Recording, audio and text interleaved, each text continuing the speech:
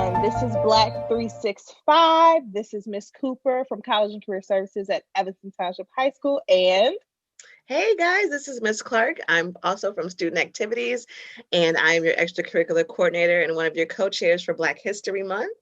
And it brings me great pleasure to have all these beautiful faces with us tonight. We're covering a topic of parenting, right? What does it look like in the community?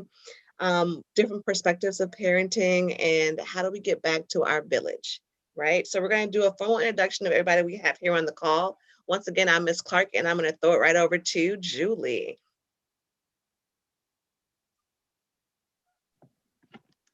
Hi, my name is Julie Cutter, and I am a native Evanstonian. I graduated from the high school, and I've been back in Evanston for quite a while. I who is adopted from China, and she is a sophomore at the high school. And I have a son who is adopted from Ethiopia. He's in 8th grade at Nichols and will be at the high school next year.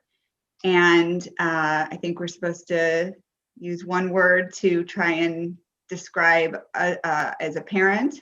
And so my word would be perspective. I try to maintain perspective as a parent. Fantastic. All right, Mr. Green, give it to us. And here we go. My name is Marvin Green. I am the academic advisor for the class of 2024. I've been working at the high school for 20 years. I have 3 graduates, 2 boys, 1 girl, both graduating from Evanston Township. So they were here since I've been working. And a word to describe me is, I would say, what I was reaching for was gravity, how my children gravitate towards me. So I would use the word energy. I have a lot of energy to bring. Great, great. Miss Robinson? Hi, everyone. I'm Robin Robinson. My roots are here in Evanston, born and raised, went through the Evanston school system. I have 3 children that are all grown. I am raising one of my grandsons and a granddaughter. I also have 2 other grandsons here in Evanston. One is a high school graduate. The other is in junior high here. If I took one word to describe myself in this community, it would be old school. I love it. I love it. Throw it over to Raul. Hi, I'm also born and raised in Evanston, went through the school system here. I'm an Evanston grad. I have 3 sons. My oldest is a freshman at Evanston. He's biracial, Mexican and Black. As far as one word to describe parenting, I would say humbling. Good word. All right, we now have Miss Weibman. Hi, I'm Kathy Weib, and I am also an Evanstonian born and bred in this village of Evanston. I have 3 grown, accomplished daughters here and there. The word I would use for parenting for myself would be nurturer. All right, you guys all have my wheels turning and thinking here. So I'm going to also come in as a parent also. I'm a parent of 3 biracial Black and Latino boys. And the word to describe my parenting would be grateful. Just really grateful for them. We do have with us, Rachel. Rachel, please introduce yourself, how many children you have, and one word to describe your parenting style or your parenting. Hello, everybody. Hello, I am Rachel Holmes from Evanston, the mother of 4, 2 of which attend ETHS. And one word that I would use to describe my parenting style would be balance. Great, great. So all of you here tonight are giving us perspectives from different outlooks about parenting in your own lights, from your own rearing styles of your children. We all have children of our own. Some we have godchildren who we're helping to raise, and or grandchildren. And we're talking about what it looks like being a parent during this pandemic. So can you guys just give me some perspectives of what you've been dealing with, or how you've been able to help your children during this time of the pandemic? Anyone can speak.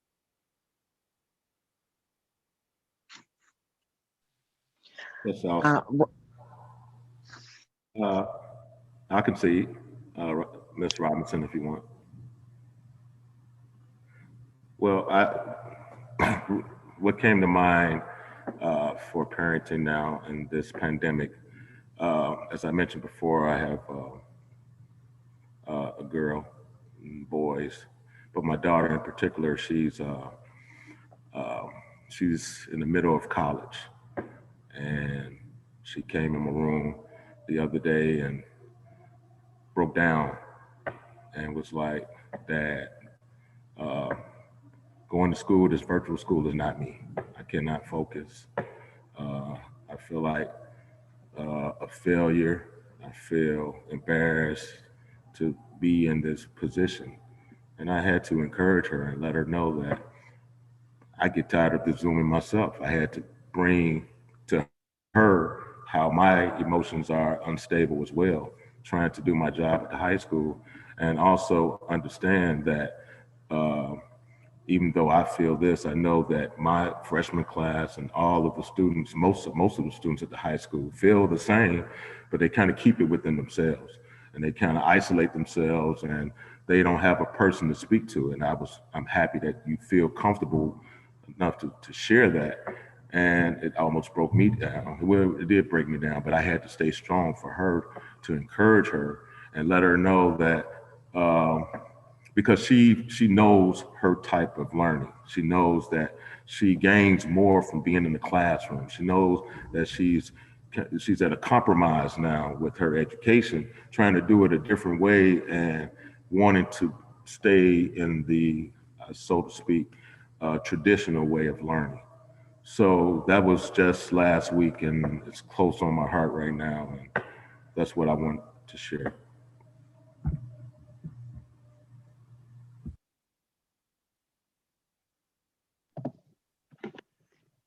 I can go if so my two kids are very different learners, and so when everything shut down, my daughter was at the end of her freshman year, my son at the end of 7th grade, and thinking of you, Mr. Green, and the students that you have as freshmen. I mean, I'm so thankful that my daughter at least made it through, 3/4 of her freshman year and had a sense of what that was like, and that my son also was not in a transition year. I think about all those kids, who had a transition year last year, this year, and the loss that they had. It breaks my heart because it's hard enough anyway. But my daughter, who's now a sophomore, she's actually she's a strong student, but she's enjoying this because she just likes to kind of be in charge of her own schedule, even though classes are at a set time and all of that. I think she feels like she has a little bit more autonomy. The end of last year, the end of 7th grade for my son was really, really challenging. And I think he felt very insecure being away from the teacher and away from the classroom, even though he was on Zoom. Like, that disconnect was very challenging for him.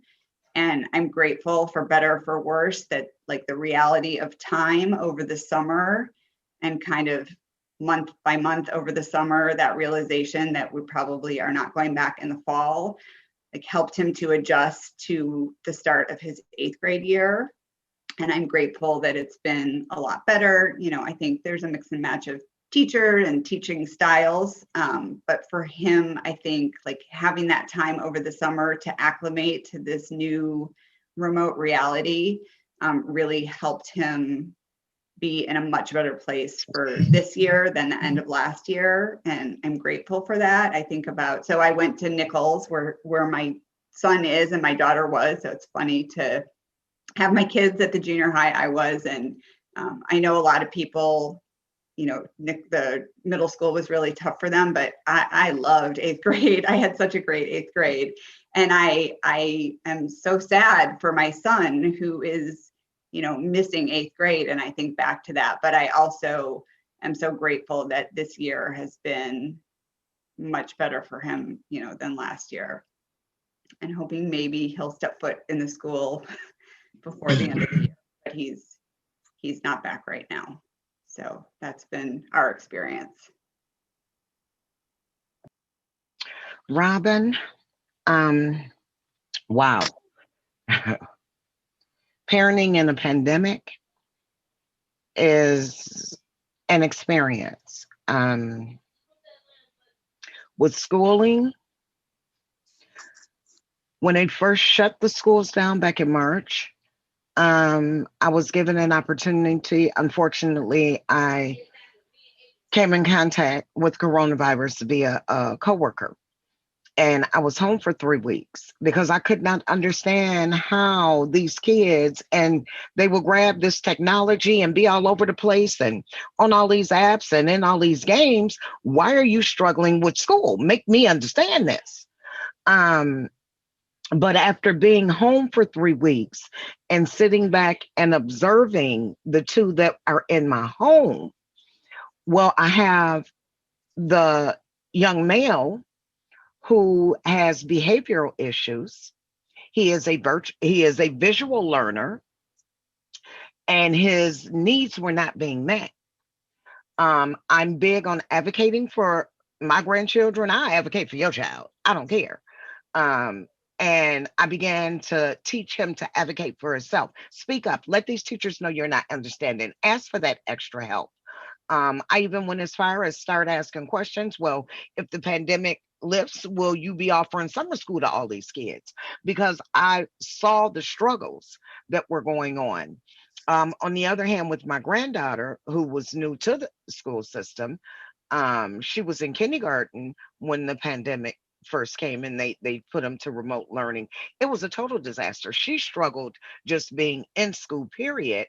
And she was totally lost because she was already starting school a whole year behind.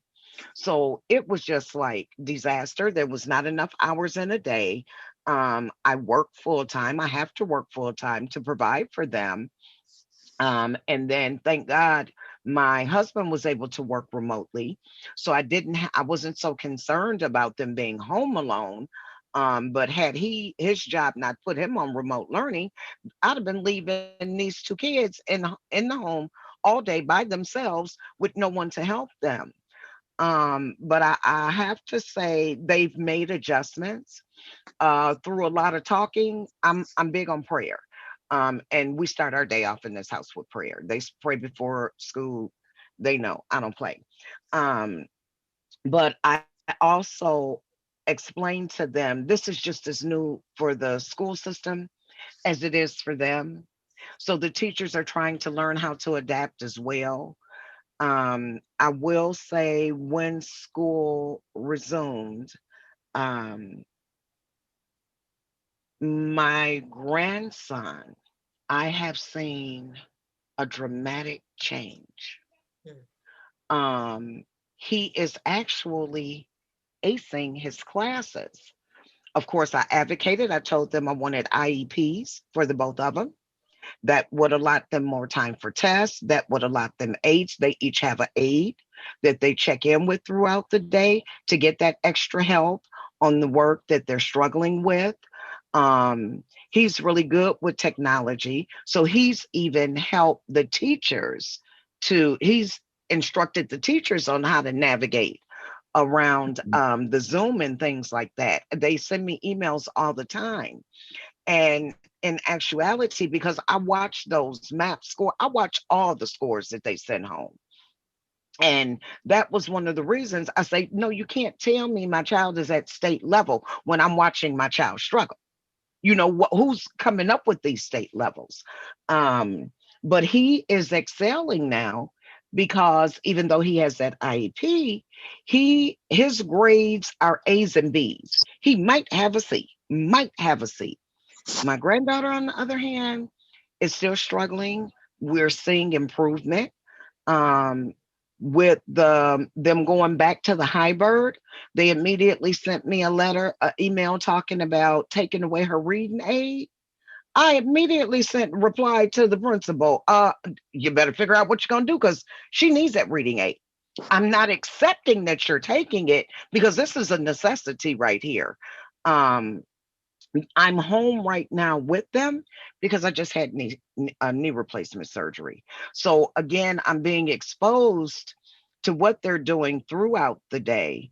Um, but it's my grandson. I think if we kept him in remote learning all the way through high school, he might be have a IEP, but he graduate on an honor roll. My granddaughter, that's a whole nother story right there. Um, Okay. because I had to seek outside help for her. I did because Which is she's something we're going to talk about too. You're talking yeah, about and seeking outside help. That's yeah. So something we're going to talk about also. but it has been an experience. It really has.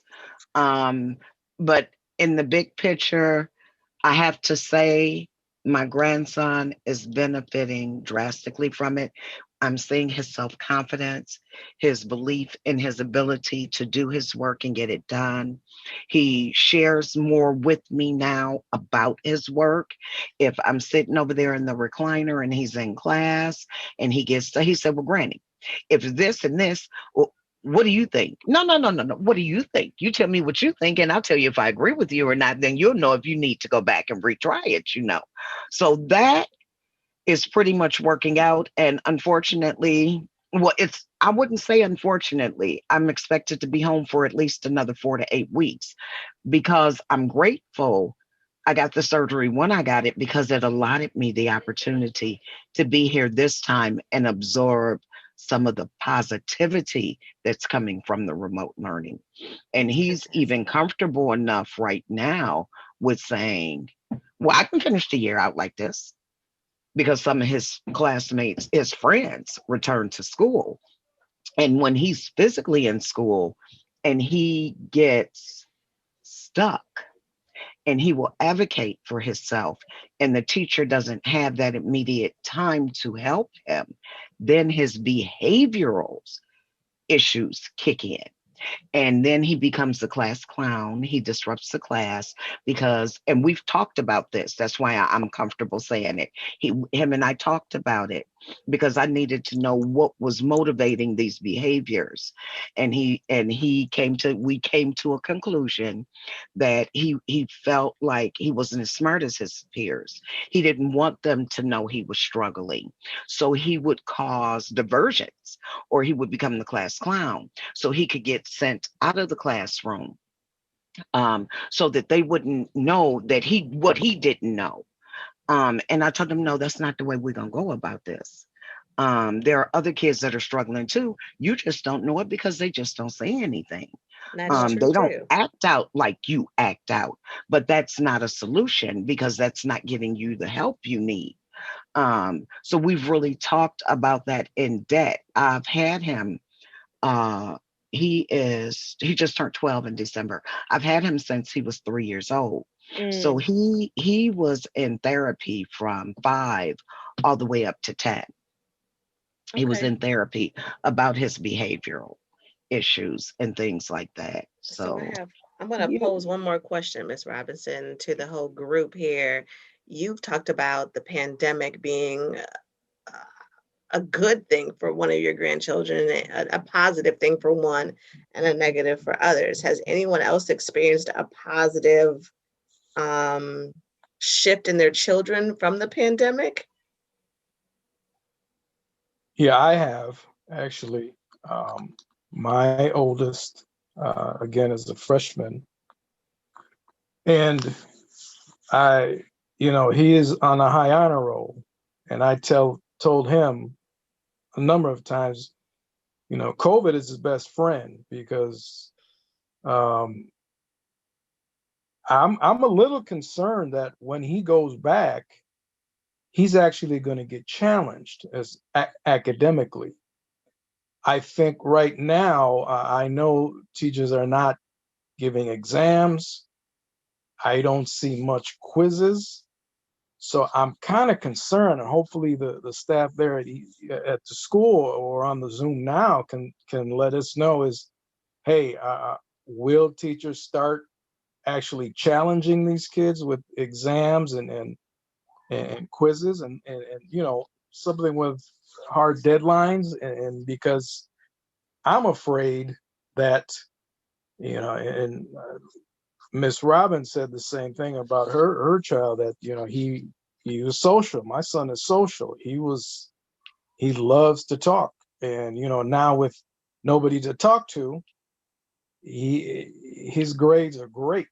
But again, I'm concerned that the grades are maybe a little bit of an illusion, and when they get back in the classroom and actually start getting back to normal, I'm afraid that it's not going to be as good, or he's not going to do as well. So I don't know. Is there a plan? Does any of the staff know if the teachers are seeing the same thing and maybe thinking about, hey, let's push these kids a little more? You're taking an exam, you're taking a midterm, you're taking a quiz that counts for, I don't know, a third or something of the grade, to be able to say, okay, this is what you've learned, this is what you've retained, versus I'm grateful he's doing good, but I just don't know how realistic it is. I love what you said about that, just the realistic piece of it, right? And how for our incoming, or those who had never been in high school, had to kind of navigate through this their freshman year, in a pandemic. And so that's very interesting, because it's like, yeah, you're right. Is this really, in so many words, is this really are they really getting the true experience of how it goes? And with that, I want to pose a question to Ms. Holmes, because I know that your students, you said you had a senior and a freshman. You have two at the school. You have a senior and a freshman. And so you bring a perspective of knowing, seeing your child who's been at the school during, pre-COVID, to now having one who's working through COVID as a freshman, and then as a senior. So could you speak more to what Mr. Raul was saying? Because I think the interesting point about what he's making, I think you can talk about that a little bit. Yes, I've seen both sides of the coin. I've seen life pre-COVID and I've seen life during COVID. And for both my girls, we have challenges and we got some good stuff. To talk about my freshman, because eighth grade year went the way the eighth grade year went for her, she kind of expected what she's experiencing now as a freshman. So, she expected not being able to meet her freshman class. She expected, the distractions to not be existent, because her friends aren't, pulling at her and things like that. And she is my social butterfly, right? My senior, she's not so much. She kind of stays to herself, does what she does. But my freshman is the one that wants to be in the big crowds and wants to do all that. So she's also been able to just experience not having people pull on her, so she can actually see her full potential. And because of that, she's, made honor roll, and she stayed consistent with that, not having the distractions in terms of the social piece. So I think, just to mention, talk about what you mentioned, it's a gift and a curse, right? I've never seen my freshman this focused as she is now. She's like, no, mom, I want to, make sure I stay on honor roll. I want to do these things. I want to do this stuff. I see what you mean now, mom. Everybody was a distraction. I see that stuff now. So she's starting to see what I was telling her in middle school, when it was like, Maya, you need to stay focused. You need to focus on this. You need to focus on that. So she's beginning to see that stuff now. So COVID can be your best friend if you use it to its advantage, right? If you use it for it to work for you, it can work for you. And if not, it won't. So yes, does that answer the question? Yeah, I was planning to pose a question to the teachers, like, okay, are we gnawing on soft candy here? Are you going to be, is there a plan in the fourth quarter, whether even if it's a hybrid learning situation, if we're on Zoom, you're taking a test. I know it's going to be hard to try to prevent cheating, but I'm just afraid that when they get back, it's going to be a little bit of a shock to my son, at least. Well, you bring up a great point, though, Raul, that ties into the next thing that we're going to talk about, which is generational changes, right? You think about when we went to school or when we were in high school, we had the testing, we had the exams, we had all these other things that were kind of routine, I would say, for our educational pathway. But with this pandemic and with the shift of the way the world is going, talking about from a parent perspective, do you need a test to show your child's intelligence? Do you need a hard test to show that they've made progression, or that we have to see some sort of change for our children? Do we really need it, or are we just asking for it because the pandemic is kind of shifting the way that we look at the normal educational system? Anybody can jump in on this. Well, I wanted to jump in before we go to the next question as to like a teacher's perspective. I can't give you a teacher's perspective, but I can give you a perspective of the team that I work with, the counselors, social workers, psychologists, deans. We meet every week, and I have freshmen. And we have students that may be identified for various reasons, social, emotional, dealing with COVID, but mainly academics dealing with COVID. And how do we help students access resources from a remote environment? And also, too, is it fair to give them an assessment based on, now this is the new reality, and how much of the training was put in place for a teacher to be able to give this rigorous work, still honoring the fact that we're not in a traditional class setup, where now we have students that are online from 9 to 4, and you want them to be focused and then do homework, and then still maintain the idea of their well-being and distractions. So that answer has not been we haven't come up with a formal answer for that. But the answer that we have come up with is that we don't want students to fail. So part of not having the answer to that was part of not having final exams and just basing it on the work that they do quarter by quarter and just basically averaging that grade. So from a teacher's perspective, I can't give you that answer, but from a team perspective and counselors, and we get into data every week with the IPRs of students that aren't passing classes. And as I had mentioned before, how I have put on the parent hat with my daughter to be one to encourage. That's what I see myself doing now. When I meet with students one-on-one, oh, Mr. Green, this e-learning, I just can't do it. I know you can't do it. Then I'd be honest with, yeah, I'm tired of it myself. But I let them know that either you're gonna do it now or you're gonna have to do it later. Oh, well, Mr. Green, I'm tired of my mama always on my back and she don't know how to talk to me. I'm like, okay, so I got to talk them through that.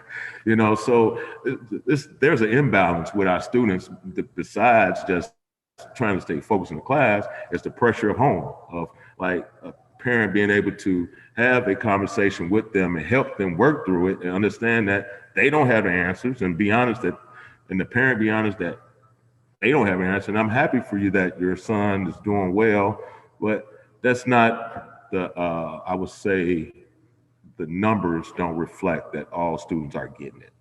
So how do we not lose students for an entire year, even though we do see some successes in the classroom? Thank you, Mr. Green, for that. So does anybody want to talk about the generational differences that we've noticed? I know growing up for me, my mother was a very strict parent who gave us very hard, rules and structure. Growing up in a Caribbean household, how is your parenting style? And I'll start with you, Kathy. How is your parenting style reflected upon your children? Well, I actually think my daughters, the three of them, they mirror me. Each one in every aspect of me, that's what they are. And I'm saying that because Loyandra is my daughter, and she is totally the opposite of my youngest daughter. But at the same instance, they're totally the same. I mean, if that makes any sense. That nurturing, that foundation of what they saw as they were growing up, it never changed. I was always the same, straight across the board. Maybe a little more pepper for Loyandra, maybe a little more sugar for Chastity, but straight across the board, they got the same nurturing, because that's what I got in the village of Evanston. I mean, back in the day, my sister, what's her, the grandmother who's raising her. Back in the day, you walk around the corner, okay, you go around the block, that household around the block, they know who you are if you acting up. And by the time you get back home, they know what you've done. Okay. They know you've been acting up over there around the corner because so-and-so then called the sister, the mama, the brother, the dad, and let them know that your child over here acting up. I wanted to get her upside the head, but I'm gonna let you know so you can take care of her. Now, my children, that same richness, let me say, in our village when they were growing up, it was there in the church, in the school. Yeah, it's there's something missing. That baton hasn't been passed correctly. I'm not going to say it hasn't been passed, but it just has not been passed correctly to this generation, just because of so many different, the devices, the internet, all of that, the distraction that it's become. And unfortunately, it's what it is in society now. What do we do about it? How do we get back? And that question, I'm waiting to hear from everybody, every aspect of the every different parent that's here. I want to know, how do we get back? Well, we can't go back. How do we go forward and bringing it back some kind of way? I mean, it's still ingrained in us. So, yeah. If that answered anything. Of course, it touched on two things. You talked about social media and your parenting style from generational to generation and what that looked like. Does anyone want to touch on a couple things about the social media and internet for parenting and how that shifted from, there wasn't a lot of social media, better yet, there wasn't social media at all. So I want to say a hands up to that. For growing up, we were able to be kids and not have to worry about this instant gratification that these kids are wanting for and yearning for right now. So as a parent, when you were growing up, what was the difference between how you were able to be a kid and have your youth versus the role social media and the internet now has on your kid? And I'm gonna throw it over to Julie. You can give me your perspective first.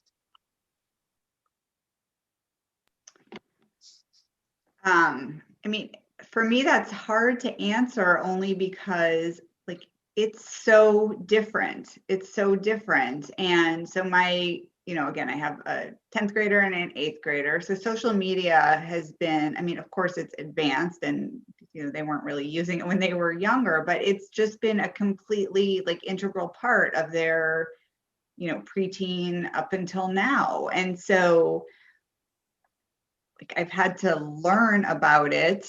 I mean, I'm not a super tech person. I can get on this Zoom call and I think you can all hear me. But, for me, it's really like how I try to make sure that they stay safe, how I try to make sure that they have a good balance. I am thankful that overwhelmingly they are responsible kids. Not that I haven't seen phones snuck here and there, but, they're pretty responsible overall. And I'm grateful for that because I know there's situations where, parents really struggle with, and especially I think with COVID, like trying to keep them motivated academically when there's a device all the time. So, I guess that goes back a little bit to the perspective word that I used when I talked about my parenting style and, try to keep that perspective that this is, they have been raised with this technology. And in this particular time, they are 100% reliant on technology. And I am so grateful. I mean, what if this had happened even a few years ago? I feel like there was no Zoom equivalent. I mean, really, there would have been so much more loss. So, it's kind of like, chicken and egg. I feel like technology and social media is omnipresent for these kids. And, I'm worried that like one wrong click and who knows, what either of my kids might see. But it allows them to be in school every day. So I don't know if that exactly answered your question, but I guess, I see it as a mixed bag, but of course. It's something that really is like, I feel like on my kids' minds all the time. And I will be very grateful for the day, at least when, it's safe to be out and about and they have a reason to put their devices down and be back with their friends and be out running around and all of that. So. Great. I think just to kind of piggyback on what Julie said, I think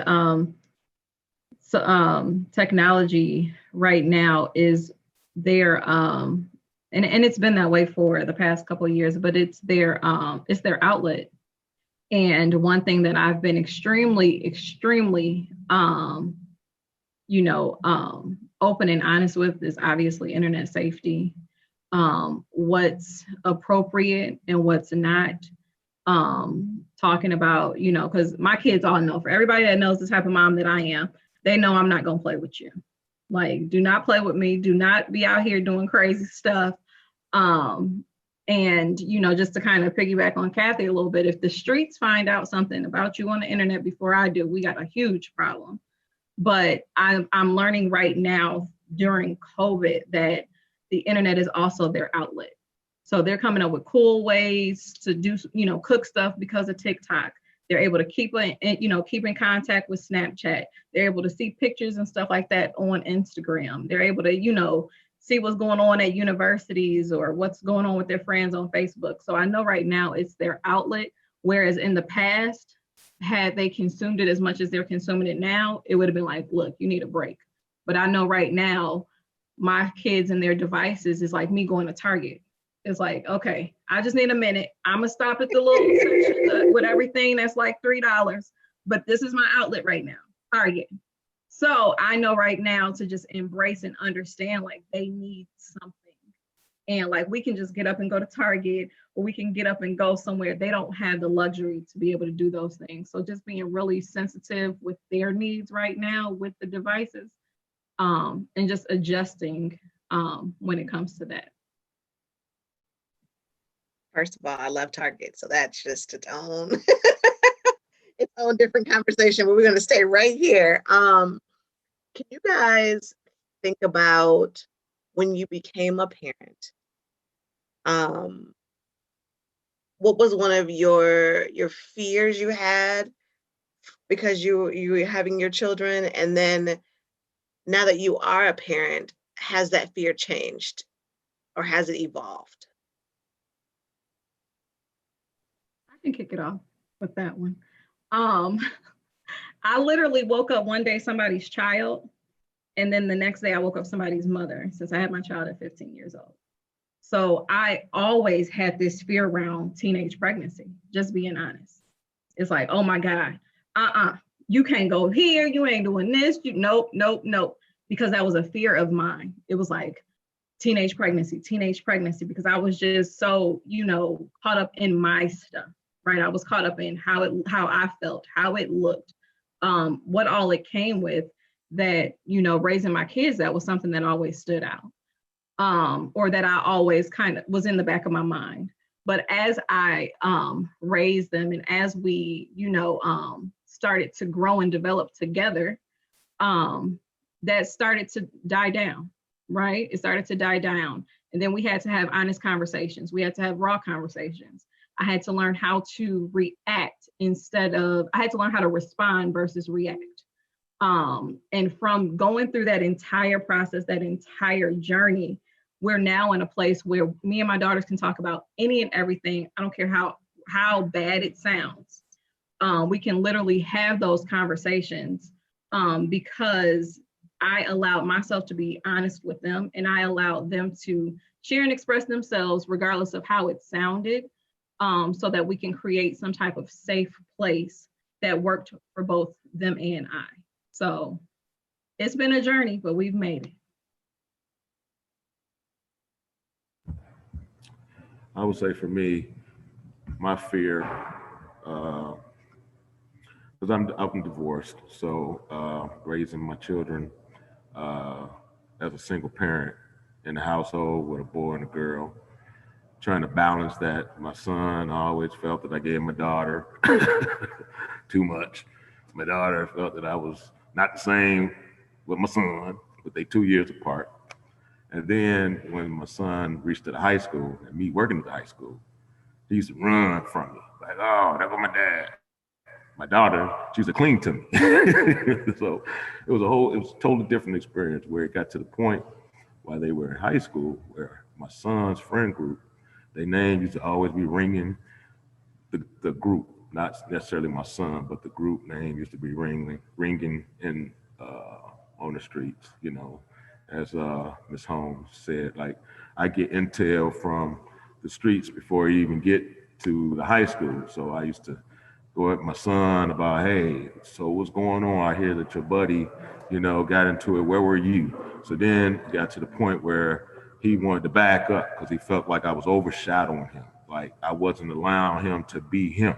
Like I didn't give him the opportunity to I guess he looked at that. I was looking at it that he was going to make a bad mistake, opposed to giving him an opportunity to work through it and show that even though those are his friends, that he would do the right thing. But me as a parent, I listened to him, but I went to his friends one by one. Like, hey, I hear your name, this, and then he get back to me, oh, Dad, why you go talk? I said, cause I'm your big brother now. I'm your dad, but I'm your big brother. And these shorties right here, and that's how I talk, because you gotta talk their lingo in order for them to understand where you're coming from. I said, these shorties ain't finna show up and try to make it seem like, they're like, oh, we're dad. So that was the thing with my son through high school, allowing him to be him, but also letting him know that, hey, it takes a village. And even though I'm your dad, I would show up like a big brother, because they say I look young anyway. So I'll be that 28-year-old that act like he's 17, because these kids are not gonna come at you and and not know that you got some backup, opposed to just your friend group. So that was a real big challenge for me and my son. But he maintained his grades, so that's why, there was a balance with that. It wasn't like he didn't know what he wanted to do in life, and now he's a college graduate. And then my daughter, the opposite. She, and like I said, I told myself this, that no one teaches you how to parent. You know, parenting comes based on your experiences of what you remember, and you kind of like separate your bad experiences with your good experiences, and you want to offer those good experiences to your children, but also mention some of the bad experiences. So there's a balance with that. And with my daughter, I guess for me, the challenge for me was making sure that I wasn't overprotective, and she would go out here and do something and get pregnant, you know. And even though I knew that she would make good decisions, but that was always in the back of my head as to I didn't want to be overbearing to her, to be like, oh, well, you always on me, even though she did cling to me, but still giving her that space. So that was my life and my story of parenting as a single parent.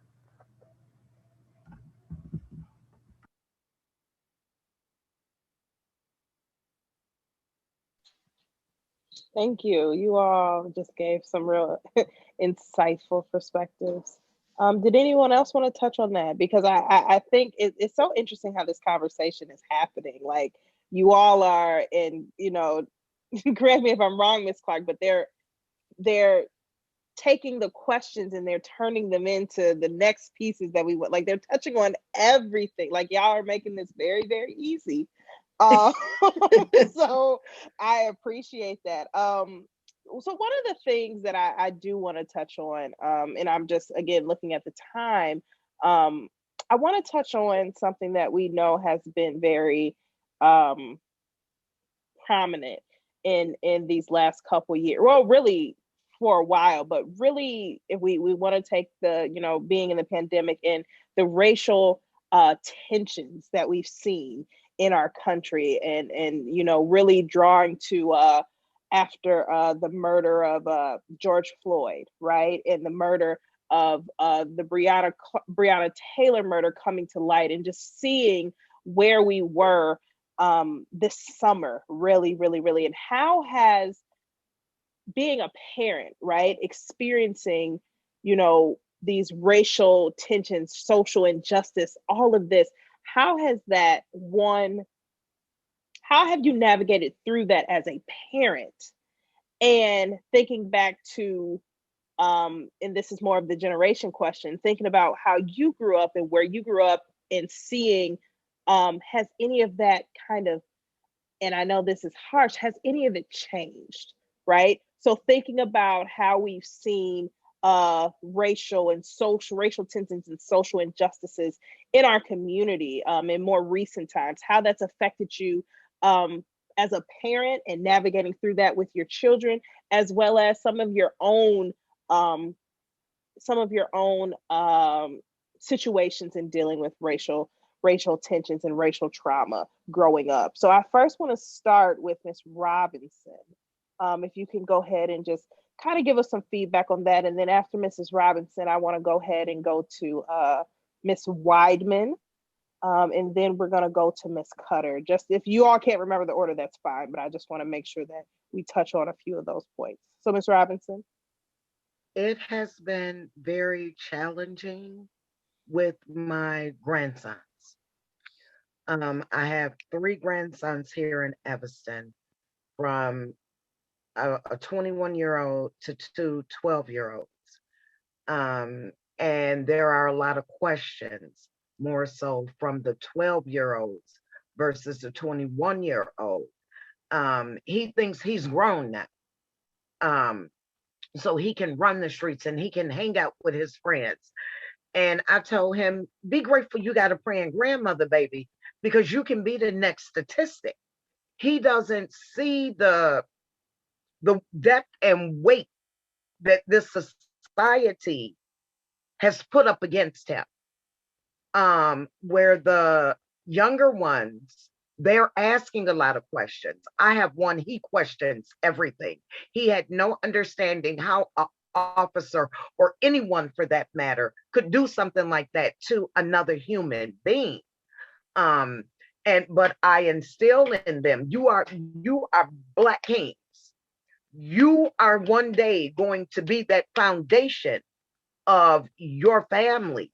I am not the matriarch of my family. My sister is, but they all look to me as the matriarch. They know I'm old school. They know I try to instill in them those morals and those values and that self-worth. You are worthy of. You deserve. Courageous conversation. It's lacking. It has lacked. And I think you said, Loyandra, Miss Cooper, or Miss Clark, do we see a change? Have things changed? Have things evolved? I think that's the word I want to use. I remember, and I'm trying not to put that age out there, but marching with my mom when Dr. King, and I told my girls this story, marching downtown Chicago during that time when Dr. King was there, and as a little girl, with my little white socks and my black patent leather shoes, and being in that crowd and knowing what it meant and listening and understanding, our kids, I don't think they believe that this affects them. The reality of your blackness, I don't think they connect with. They're not talking to me. It's not about me. That's something that happened back when you were growing up, and and on and on. The reality is, reality hasn't been instilled or put, and our history books haven't told them and let them see the reality of what they are, what they are. It's erased. It's never been there, and they don't understand, and there is no connection with the past. Some of what's happening now, they just don't feel the connect. They think they're not inclusive in this thing.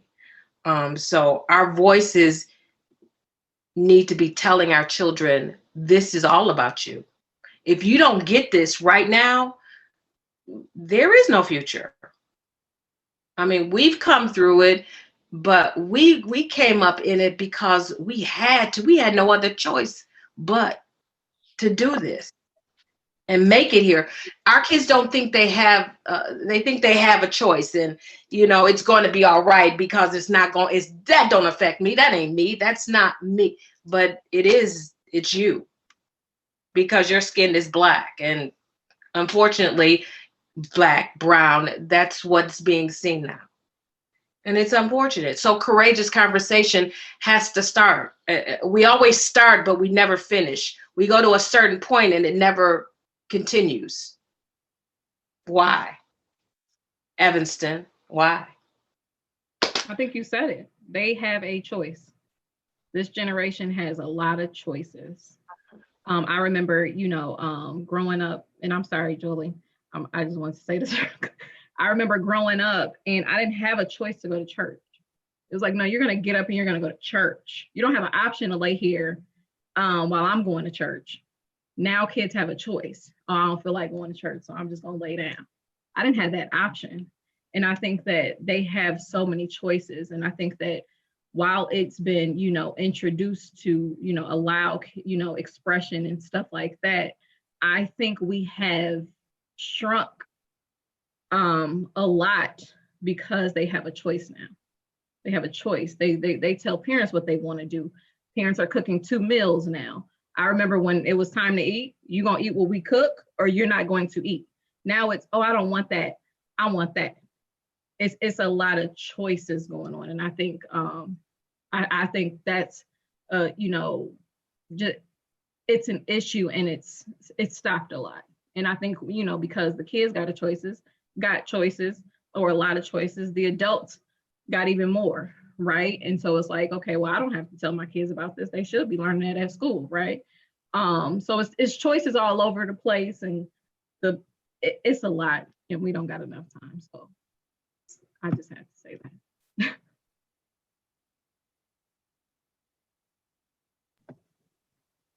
Okay, so there's a lot there. When I got the questions, I was thinking about this, and I've been thinking now I've had a few people to think through, and I'm still not exactly sure how I want to frame this. I guess there are two main pieces. One is how my son reacted to, and we reacted to everything that happened this summer. But I'm going to backtrack a little bit, because I think the fact that we adopted a Black boy is I want to talk about that a little bit.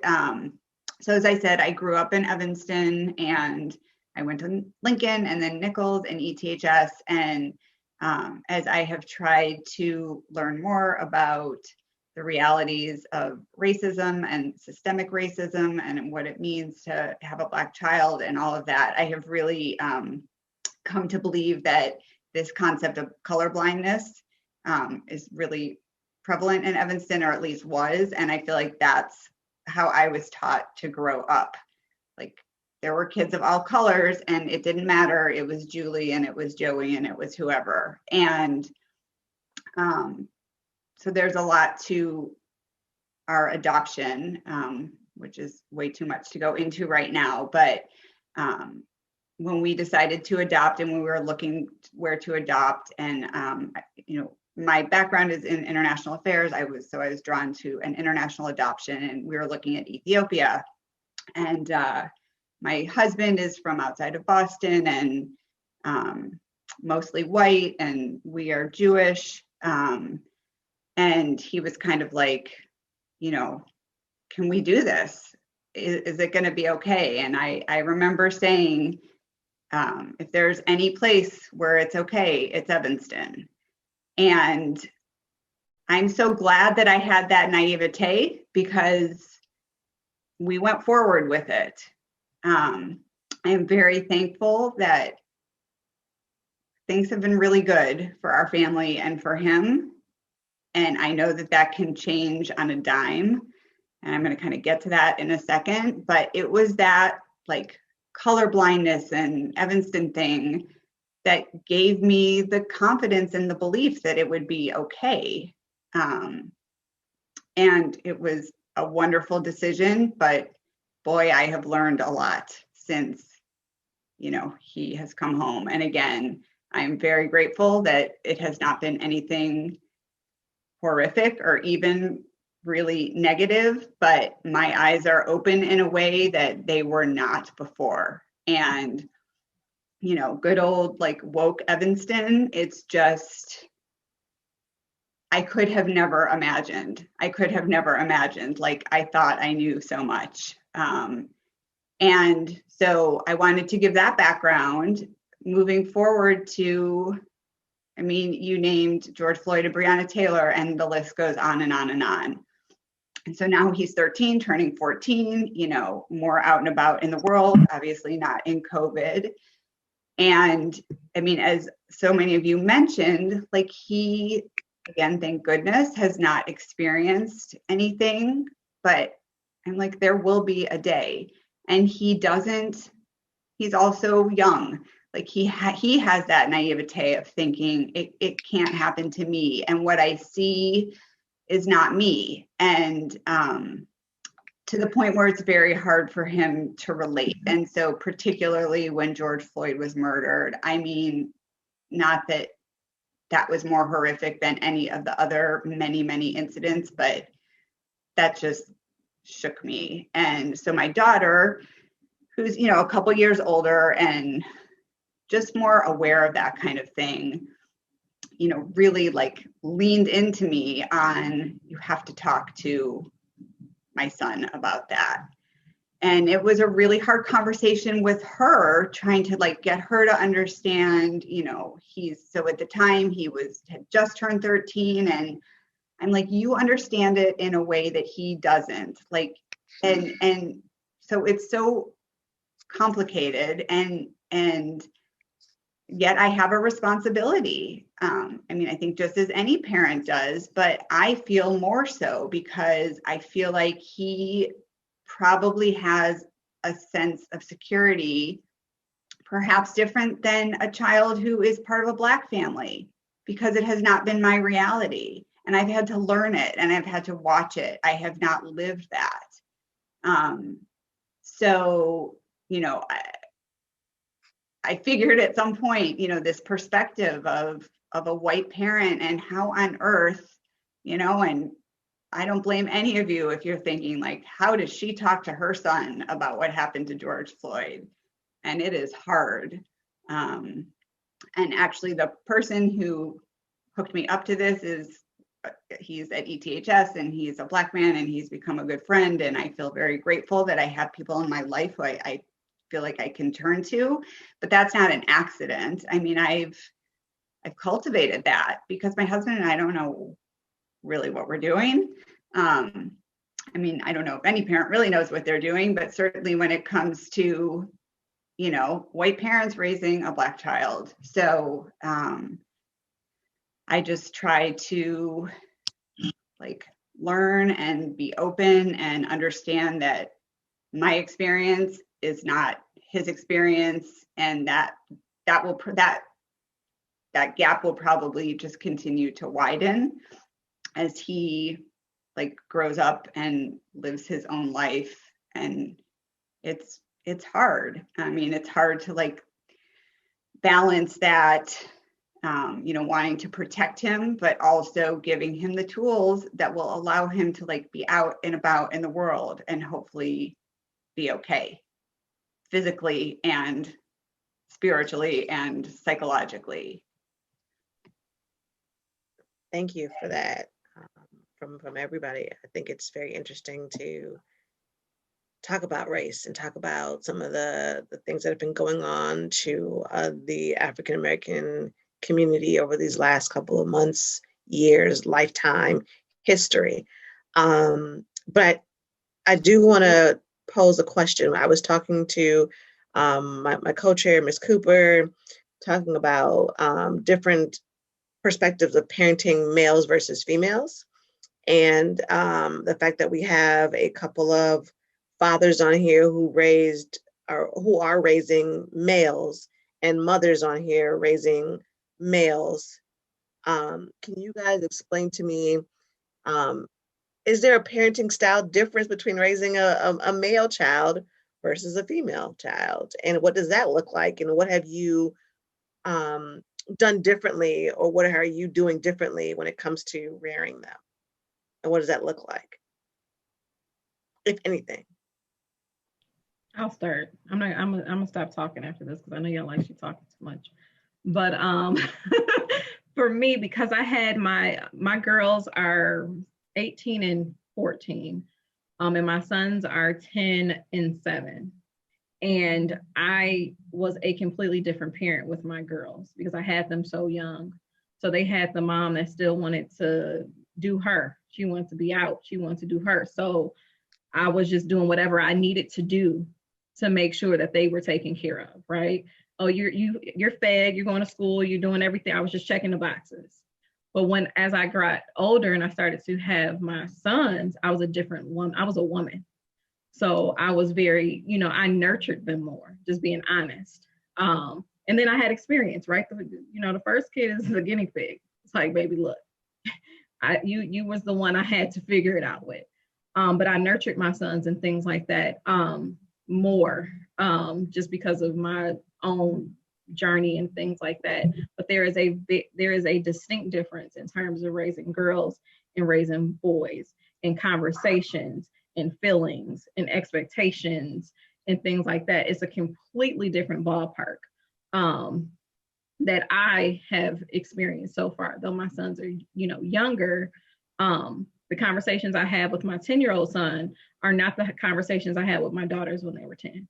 It's different, right? How I talked to them, the things we talked about, the approach in which we talked about it. So it's a complete difference, in my opinion, based on the sex of your child.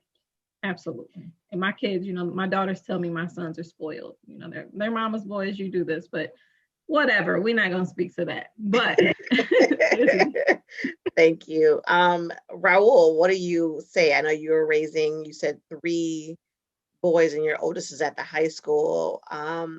What does that look like for you? How is rearing them, being biracial children? Well, as far as being biracial, I think for me, it goes back to, I think Julie mentioned being a little naive when it comes to race, because, being raised in Evanston. I personally never was confronted with blatant racism, but that doesn't mean I didn't experience it. There's many forms of racism.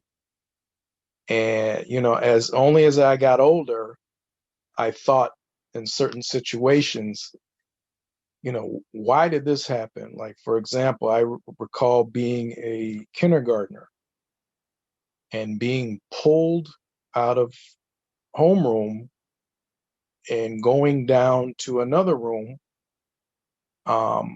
where it was just a small group of Latin kids. And then I remember I spoke and I was immediately sent back to the homeroom. And only as I got older, I said, well, wait a minute.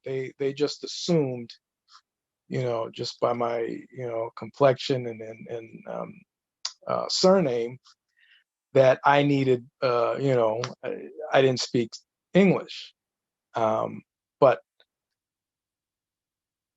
that sort of thing is I find trying to help my sons understand that, you may not be confronted with somebody yelling a racial epithet towards you, but you need to be conscious. You need to be educated and informed to be able to discern when you are confronted with subtle racism, because being informed and educated will help you quickly identify it and not be subject to it. So in my mind, my challenge for my three boys is, hey, you got the best of both worlds, but you have to be aware of how other people think and view you to be able to not fall into that other person's view as, not being as good as, or being able to advocate for yourself. So it just goes back to being educated, and not necessarily academically, but just being able to being aware, being informed of the law, of how to act in a situation where you're dealing with police. You don't and you don't disrespect anybody. Just forget about being police, an officer, but being able to defend yourself in an informed way, to first of all survive, and then getting out of situations like that. So it's it's a balance. I'm still evolving. I'm still realizing that, hey, just because you're not being called a name doesn't mean people don't view you a certain way. If Evanston's great, but who knows, if I try to buy a house north of Central Street, I don't know what kind of welcome I would get, just because it's reality. It's just the way it is. So it's challenging. It's evolving. It's a journey. But I look forward to talking to them and trying to educate them as best as I can to be able to, hey, my son bought a house north of Central Street. Great. And we're going over there and we're having a party and we'll be fine. So that hopefully is what I want to pass on to them. Great, great. Mr. Green, do you want to talk about the differences of rearing a young lady and a young man? Yes, I would tell you this. My son being born first, and then my daughter. I gave my son my name, Marvin Green Jr. So a lot of how I raised him, I was raising him to be a better me. My daughter, 2 years younger. If I didn't have my mom and all of these foster moms, teen moms for advice, she did everything, cheerleading, prom kits, and she became close with a lot of her teammates, and then the teammates, their parents, because I depended on them as far as getting her to practice and picking her up and dropping her off, and those relationships, she started calling them mom, and that was my extended family, so to speak, for my daughter. That helped balance me. So when I had concerns as to like how do I address this with my daughter, I reach out to them. I reach out to my mom first, but my mom old school, so she's going to give me so much as to the advice that I was needing. But then the moms that were close to my age and we were in the kids the same way, that's who I relied on, to be honest, with my daughter. And they gave me some good ideas. They felt, and they still feel like she's their daughter, So those relationships are still to this day strong, and I think that is what helped me through not having a mother inside the home throughout, from the beginning to the end. There were other, stages in my life, but as far as after divorce from their mom and keeping my children active, that was another thing I wanted to do, was to keep them active, seeing that me and their mom were separated and now divorced. We had bought a home and now we're trying to rebuild. And that was early on when they were like 5 and 7, 6 and 8, around that age. And I'm not from Evanston, so my family is from out south, and I didn't want to move back out south. So I had to figure out something. And it kind of, God is a good God, and everything I needed and I prayed for, it helped me balance what I didn't have. And to this day, as I mentioned, she still has those strong relationships. And I still have relationships with, the women that helped me through those trying times for me as a single parent. And I don't know what I would have done if I didn't get that support. So that was the difference between my daughter and my son, is that luckily I kept them active, and the team mom stepped in. And when I needed them, they were there. And to this day, we still have those strong relationships. It's so funny. Well, not so funny, but so interesting.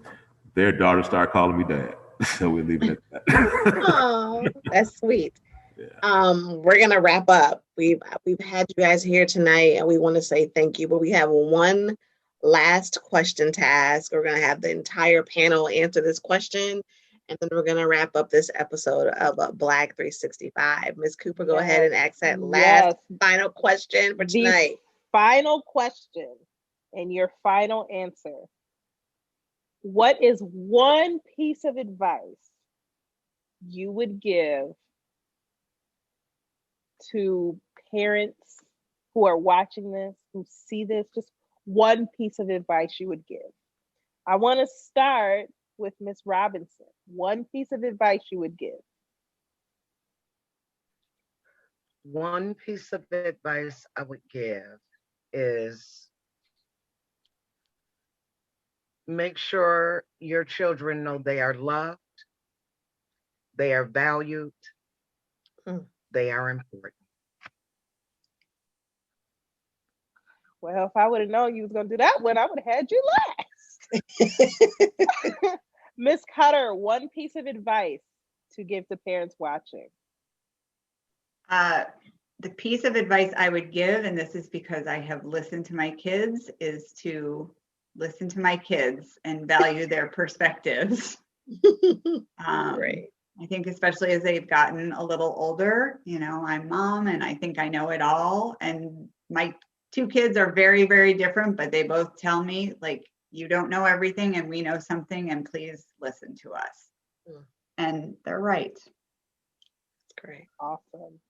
Miss Weidman, one piece of advice, please. You're mute. I know. I said 3 before I said this last one. Trust there is a higher power. And the faith that Denise spoke of, the gratefulness, trust in that higher power. Everything else will, line up. Mr. Raul, one piece of advice. I think bottom line, the goal would be to teach your kids to be decent to others and caring and thoughtful of others. Everything will fall into place if they do. That's beautiful. Miss Holmes, one piece of advice. Well, you guys have said everything, but one last thing that I would say is to be okay asking and receiving help. I have learned as a parent, in some seasons, I'm not always going to be my kid's person, and that's okay. As long as they're getting what they need, though, and they're safe and they're comfortable, I'm okay with that. Be okay with asking if I need a hand, where it's like, hey, can you grab the kids for me because I'm busy working? Be okay with, just asking for help if you notice that your kid needs help with something. If they're struggling with something in terms of school and things like that, ask for help. We get so much, there's so many people assigned to help us, and we hinder ourselves, and we don't allow people to be who they're supposed to be to us by not allowing them to help us. So ask for help and be okay with receiving it. Doesn't mean that you're weak. You're just doing what you're supposed to be doing, right? Mr. Green. What I would share with parents is meet your children where they are. Yeah. As you meet them where they are, listen. And as you listen more. And then as you listen more, start to gain a better understanding of where the trust lies in them to open up. Yeah. Help them be the better person that you know them to be.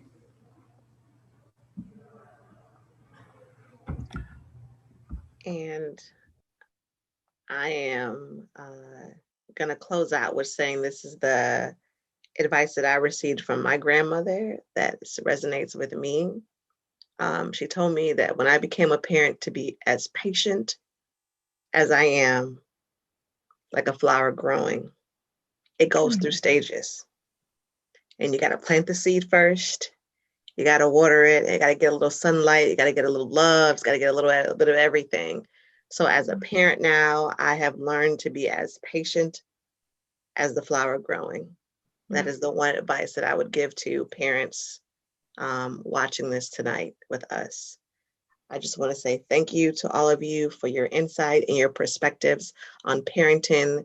This is just the first of many conversations that we would love to continue to have about parenting children in the Evanston community.